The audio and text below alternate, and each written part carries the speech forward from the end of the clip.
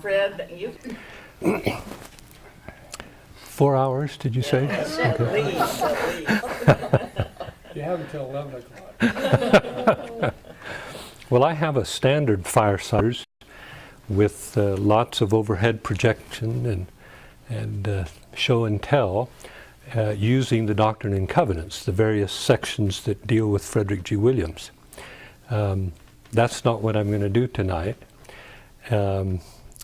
Glenna asked if I could maybe report. I didn't know we would have everybody here report on this book that I've been trying to finish.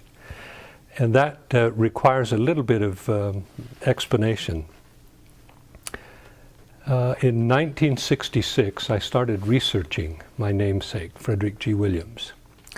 And it happened at the time when we moved up to BYU from California, and we had as one of our goals to do a family home evening every week and different topics. And one of the things was to go and visit various family members that lived in Utah that we didn't know. And it was a perfect time because some of the grandchildren of Frederick G. Williams were still alive. And they had documents and photos and pictures and paintings and different things, and I was able to acquire much of that. Couldn't do too much with it, but as we moved then to the University of Wisconsin, we were close enough to Kirtland and to Nauvoo. We could make trips and do research, and I discovered I was probably one of the first to do research in that area, to actually look at documents. And anyway, I kept compiling things, and then after we started teaching at the University of California, the only thing, well, out of that research came an article that was published in BYU Studies in 1972 on Frederick G. But it wasn't the whole biography, it was an overview. After that, I needed to use maybe 2 weeks here or there, and would come up and work in the archives, but it was very slow going. Nearly 9 years ago, I was asked to come join the faculty at BYU after 27 years at the University of California. We'd never considered that. Our family was all down in California.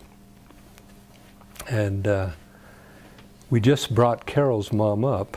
She's going to move in with us. She's 95 on Monday.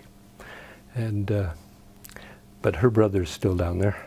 And I have 2 siblings and children down there. As we considered that request, the thought that kept coming to us was that by living in the provinces, we could be of service in the church. And if we came up here, I'd be the 6-string high priest greeter. And that didn't seem to make a lot of sense. And so we did a lot of praying and fasting and made our lists of pros and cons, and the cons were always much, much, much longer. But eventually it came to us that the Lord was saying, this is your call. You can stay or you can go. And when that became clear, then a very powerful impression came, which is that if we came, Carol could sing with the Tabernacle Choir, which she did, and I would be close to the archives and professional historians so that this biography could finally get going. And I'm happy to report that I finally pushed through all of the sections in a draft form. And so in essence, the main thrust now has been completed. And that is really quite wonderful. what is still lacking is going back into things, because as you work with it, you find that there are things that come to mind and things you find that have to change this and add that and so forth. And that'll take a little while. But when I finally get that into some kind of shape, that will then be turned in to the publisher. They'll take a look at it. If they think it merits something, then the board will look at it. If we get enough yay votes, then they'll send it to peer review. And if that gets approved, then the editors have their work cut out, where they do source checking of everything. And the editors try to put it into English that everyone can understand. So we're still quite a ways away. But I brought the 3 binders that that I put this together in, and it's interesting. It has taken different shapes, and I can see what my thinking was and what the style was early as opposed to late. And some of that has to be changed. But in effect, there are 12 sections. Each section contains 3 to 5 chapters. And then there will be appendices and etc. What I thought I would do tonight is share with you just some little nuggets in different moments, and answer some questions. Glenna, you had asked some questions earlier about, well, I didn't know that, and so forth, and maybe we can do that. This particular binder has what might be termed the original documents, and it will be BYU Studies that will publish this if it all goes right. And at the back, Jack Welch has indicated, let's put your originals on a CD, so that in future people don't have to reinvent the wheel. They can go right to the documents, and we don't keep doing the same thing over and over. But this is who we're talking about.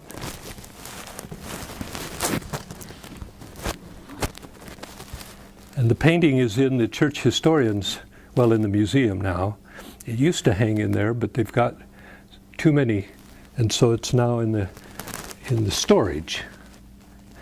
But it's a painting that I posit was hanging in the Kirtland Temple, along with his wife's painting, and also true with the 5 members of the presidency and their wives.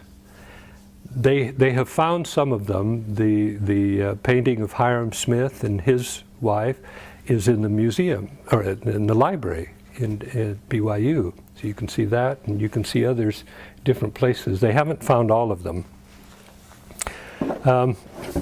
Anyway, the way it's set up now is we will start with his early years, that chapter, and there are a couple of things that I think you might find interesting that I'd like to read on that. Then we go into his medical practice. There are 3 chapters on that, and I'll read just a couple of things there.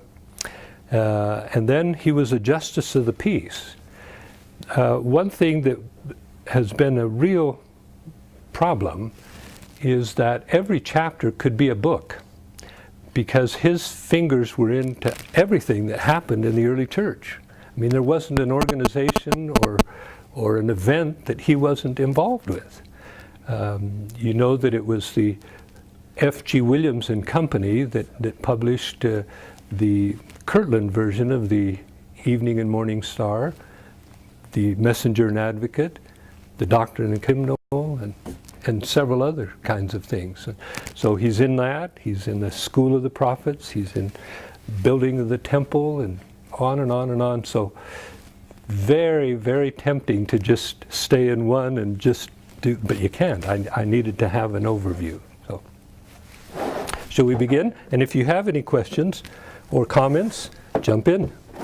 Fred, Yes. you mentioned the board, is that publisher, is it BYU or? BYU Studies is how they do it. Yeah.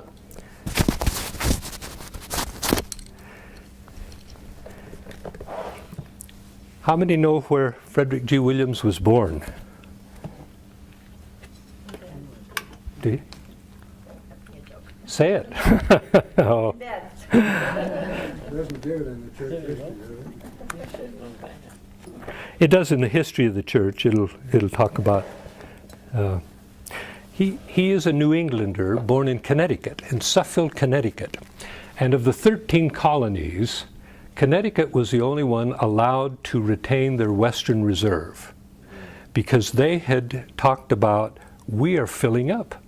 There is no more room in Connecticut, and that was their feeling. And so Congress, because they had fought wars and the Revolutionary War, and because they were a small state, they decided, all right, we'll allow you to keep your Western Reserve. All the colonies had their Western lands, but the federal government took those over, and then they would parcel them out, and that's how they had money, and that's how we moved west. But Connecticut kept its Western Reserve. It's about 120 miles. It's the northern portion of Ohio.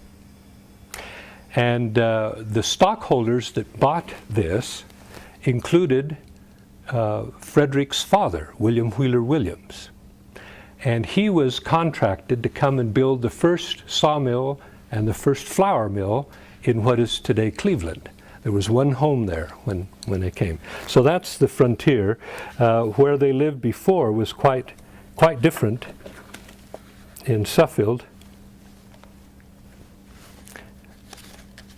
Let me read to you a couple of things about life in... This is from a colleague by the name of John Harmon, a young man, who in a letter written in 1860 described early Cleveland and his stay with the Williams, which included their having danced to the music of Major Samuel Jones' violin. Quote, I first visited Cleveland, that part now called Newburgh, in August of 1806, a boy 16 and a half years, and spent some 10 days, perhaps more, with the family of W. Williams. During my stay there, I formed some acquaintance with those of the neighborhood, especially with the young men or youths of my age. Among them were the Williams, the Hamiltons, the Plums, the Kingsbury, the Burkes, and the Gunns. The Miles had not then arrived. We attended meetings in a log barn at Doan's Corners once or twice to hear the announcement of a new sect by one Daniel Parker, who preached what he called halcyonism, since I believe it has become extinct. We bathed together under the fall of Mill Creek, gathered cranberries in the marshes, westward of Edwards Place, and danced to the music of Major Samuel Jones' violin at his house. Newburgh Street was opened previously from the mill north to Doan's Corner, and was then lined with cultivated fields on both sides, nearly the whole distance, from Judge Kingsbury's to the mill. But much dead timber remained on the fields. There were some orchards of apple trees on some of the farms, and Judge Kingsbury's orchard bore a few apples that season, which was probably the first season of bearing. The judge had a small nursery of apple trees, and there was a large nursery of smaller trees on Mr. Williams' place. Another companion, Gilman Bryant, talks about the style of the dress for a dance and the mode of transportation for a couple's evening of entertainment in that day. He was 17, she about 14 years of age. He was dressed in a gingham suit with his hair queued with black ribbon and rubbed with a piece of candle and then powdered with flour. A pair of brogans and a wool hat complemented his costume. The young lady secured her fresh calico dress to the horse's back before she, in her under petticoat, mounted the horse behind her escort and started for Carter's ballroom. I note the hair rubbed with candle and then powdered with flour was in the absence of a white wig, so fashionable in that day. And it would appear that the voluminous undergarments revealed no secrets and allowed a young lady riding horseback to keep her modesty as well as an unwrinkled dress. But that would be like going on a motorcycle with your dress in your... Anyway, he served as a pilot for Commodore Perry in the War of 1812. His brothers and everybody were involved. I'm going to move to the medical. Is that okay? Explain that pilot. That really surprised me, what a pilot is. He's the one that navigates, knows the distance, knows the currents in the ocean, knows, but this is on Lake Erie, and there are some currents there, and there's some tides and waves, big waves. Anyway, he knew the area and remained as a pilot on Lake Erie between Buffalo and Detroit. And that's how he met his future wife. So he's like 15 years older than the prophet Joseph. He's 18. 18 years. Yeah, he was born in 1787. Yeah. About 100 years before my dad. Well, that's all right. His father and his uncles were all in the Revolutionary War. Yeah. What kind of doctor was Frederick G? Was it herbal? Yes. I think, what kind did they have then? Yeah, and where did he go to school, or did he? They didn't. There were so-called heroic or allopathic doctors, school-trained doctors, but their approach was toxic chemicals, mercury, things like that killed the older brother. And bloodletting, which was a favorite. And so he was part of a new group that said, you know, there's got to be a better way. And who put it together was a fellow by the name of Thompson. And he figured that everything was based on the four elements, fire, water, and so on. And that an imbalance of these in the body caused disease. And so you could take out too much by sweat baths and put in what you needed with herbal teas. Well, it seemed to make sense, and it didn't kill anybody, like bloodletting and the calomel. And actually, they learned a lot of this from the Indians, American Indians, and he would put himself forth as a German Indian botanical doctor. And they revolutionized the medical field because everybody started going to them, and because this is early 1800s, and there's a lot of quackery going on, and we don't really understand a lot about medicine until the end of that century. Before that, all through the ages, doctors could do little more than diagnose. Yep, you're sick. Or put your bones back together, but not much else. It's an incredible change that has come about.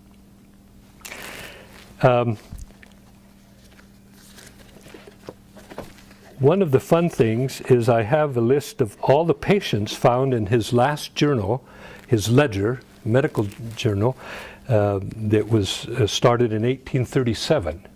And it includes all the leaders, essentially all the members of the church, and I have put it into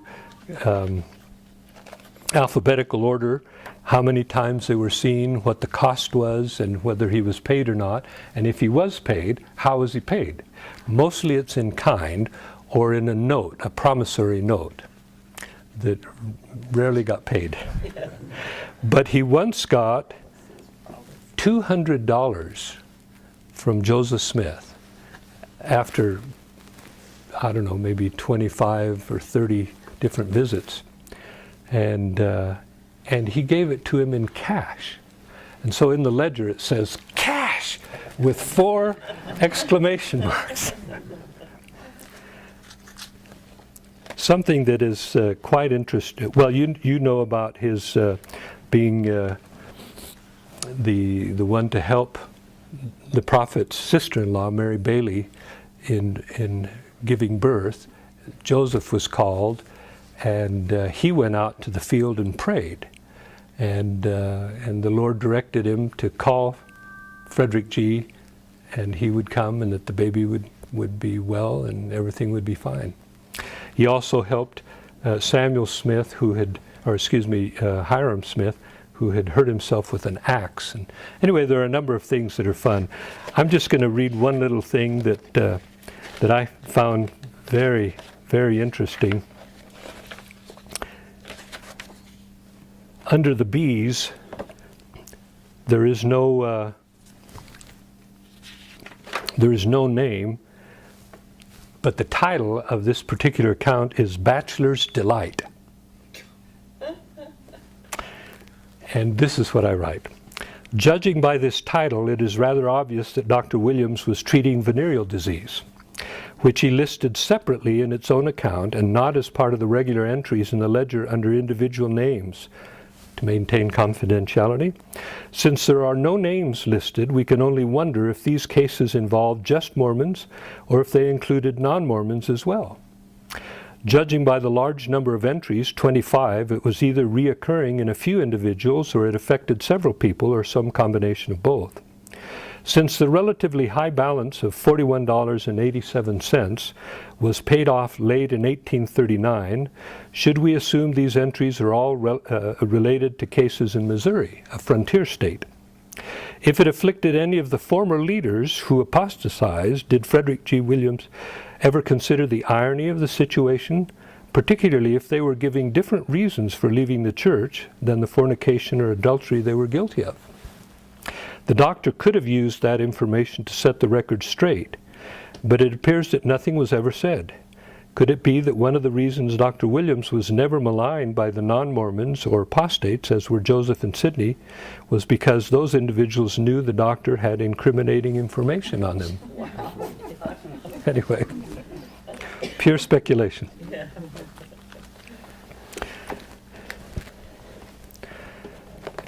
As a justice of the peace, he did many things. He performed marriages, the two that are probably the most familiar, Wilford Woodruff and Phoebe, and Parley P. Pratt, his second wife. He also did a number of, I'll just show you the size of it, did a number of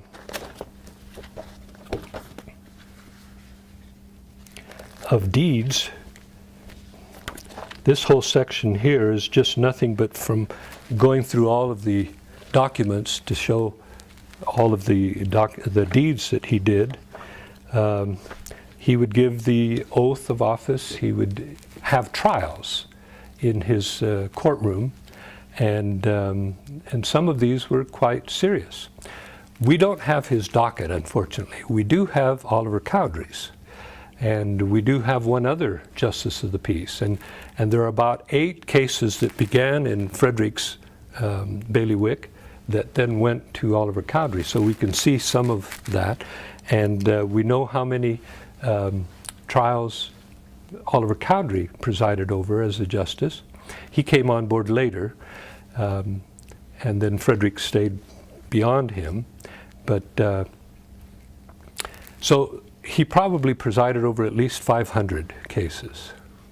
And there's... Is that just mostly members, or? No, but since most of the community was made up of, well, half of it were members, so, but it wasn't just members.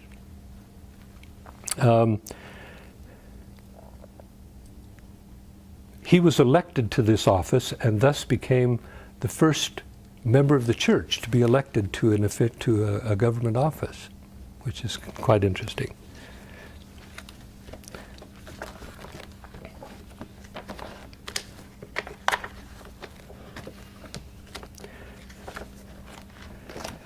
You know that the original 4 Lamanite missionaries came from New York, stopped in Kirtland area, and were very successful at baptizing a number of people, among them Cindy Rigdon and Frederick G. Williams.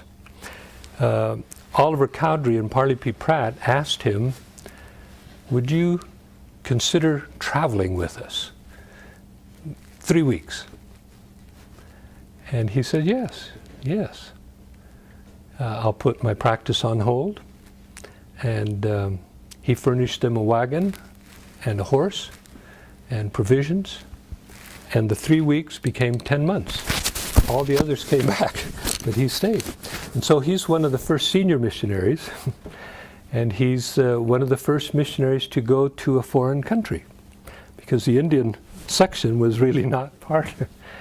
And there's some interesting things involved in that, but Parley P. Pratt says something. I'm going to jump to Nauvoo. Who baptized President? We don't know. We don't know that. No. One of the four. Maybe Oliver Cowdery. Maybe Parley P. Pratt. Maybe we'll find a journal. So we don't know where he first learned of the church, Oh yes, in Kirtland. but from who? One of those four. Yeah. But it was right at the same time as Sydney. Yeah. Was he a member of Sydney's congregation? Well, that's what has been handed down in the family, but his son Ezra says, I can't remember my father ever saying they belonged to a religion before the Mormons. So that kind of throws that into a... So who were the four Lamanite missionaries? Can you help us? Harley P. Oliver Cowdery.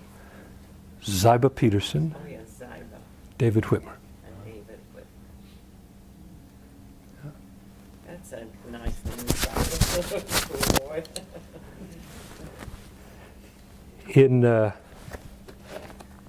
In Nauvoo,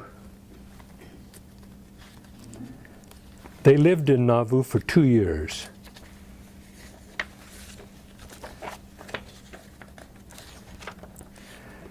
And just as they were leaving Nauvoo, well, a few months later, going back to Quincy, Parley P. Pratt published a letter in the Times and Seasons. He says, it is now 11 years since I first embraced the fullness of the gospel. 3 small branches, consisting of about 50 members in all, were then the only people connected as Latter-day Saints. I was one of those who took the first mission to the western states, in which the fullness of the gospel was first introduced into Ohio, commencing at Kirtland, Indiana, Illinois, and Missouri, and into the Indian Territory among the Lamanites.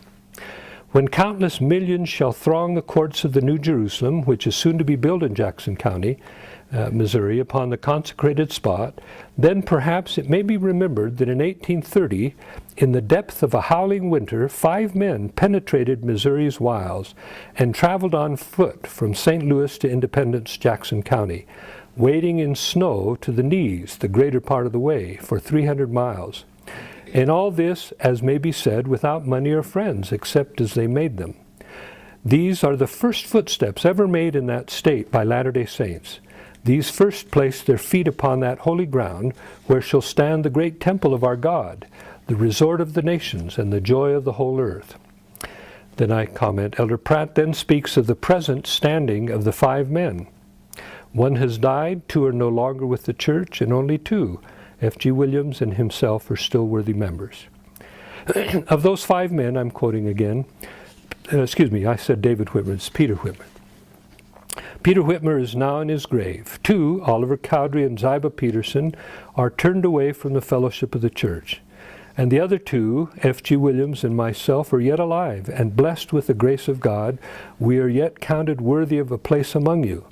Thus I find myself a monument of mercy, spared like an oak amid the tempest, and to God be ascribed all the glory. For were it not for his peculiar long-suffering and goodness, I might now have been an outcast from the commonwealth of Israel, or cut down by untimely death, without beholding in this life the establishment of Zion.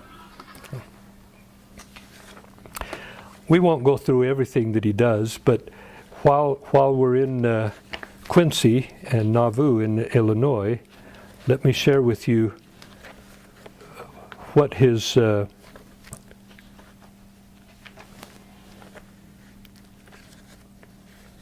medical practice Sounds like an advertisement.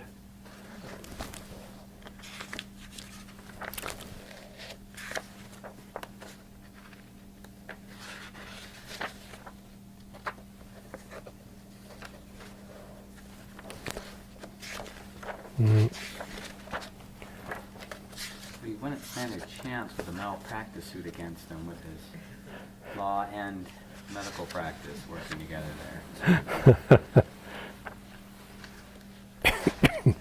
And just for your reference, we're halfway through on my case. Okay, then we're halfway through. You don't have to be a lawyer to be a justice of the peace, though. No. Really? Just get the elected office, right?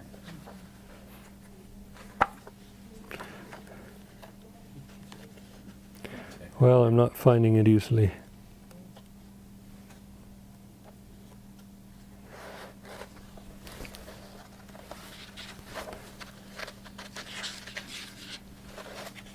So was he in Missouri He was for how long?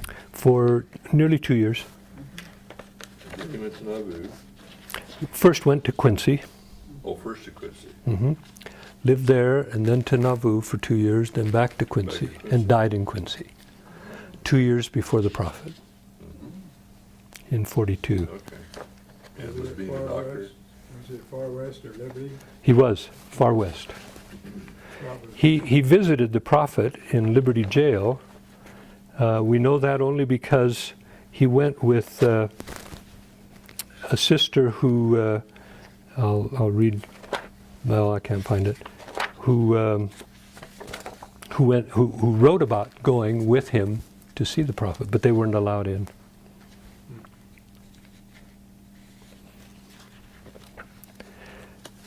When he arrived in Missouri, he found that he had been dropped from the quorum of the first presidency. He wasn't there, and Hiram Smith was put in his place. When he arrived in Quincy, he learned that he'd been excommunicated, along with 40 others, Thomas B. Marsh, W. Phelps, and a whole host of people. And there aren't an individual comments about why. It just says kind of a blanket statement for leaving the church in its hour of need. Before he is rebaptized, Joseph asks him to write a deposition, like so many others, of their losses in Missouri, and he does. He talks about that, and that's one of the documents that survives. Oh, I did find not the long one, but a short one.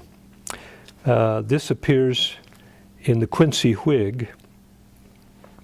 Notice is hereby given to the citizens of Adams County and the public generally that I have returned to Quincy and have commenced the practice of medicine on the Indian and German system as formerly. For further particulars, see handbills. Oh, You have one of those? not the handbill, but I do have, we could go back and look at the longer one that I had wanted to share with you.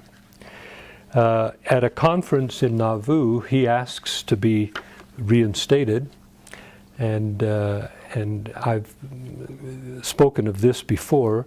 Of all the things that he did in his life, I think this is one of the greatest examples. He had given his life to the church and could have become bitter, could have rebelled, but instead he swallowed his pride and asked to be rebaptized, asked forgiveness, and was baptized, and of course his whole family remained in the church. That wasn't possible for Oliver Cowdery. He wasn't able to do that, nor Thomas B. Marsh, until much later. And when I first started studying that, I kept saying, well, there must have been some misunderstanding or something. But now I don't worry so much about that. I take what he did as the great example. And when I was a bishop and then mission president, I would often, in counseling with people who had been excommunicated or had been disfellowshipped, could use him as an example. You can become bitter, or you can swallow your pride, repent, go forward. And so that's a great example. And I'm very pleased that he did. So you don't have any background information on the excommunication at all? No, because it was a group. There are some funny anecdotes. The presiding authority was Brigham Young, and when Frederick died, as was the case with many general authorities, they would offer to marry the widows of the former leaders. And so Brigham asked for her hand, and oh. And he said, "Oh, haven't you forgiven me yet?" "Not in this life, Brigham." And she married Heber C. Kimball. But it was in fun. It was Brigham Young that sealed them and married her to Heber C. And her grandkids. One was named Brigham Young Williams, and another Heber C. Kimball Williams, and so. But I think she worried that there was no one to stand up for him. He was back in Missouri. That's why I could see the prophet working with as the administrator of the Gilbert Algernon Sidney Gilbert estate, and so he hadn't left the church. He was doing what the prophet had asked him to do. And so Heber C. brought her west.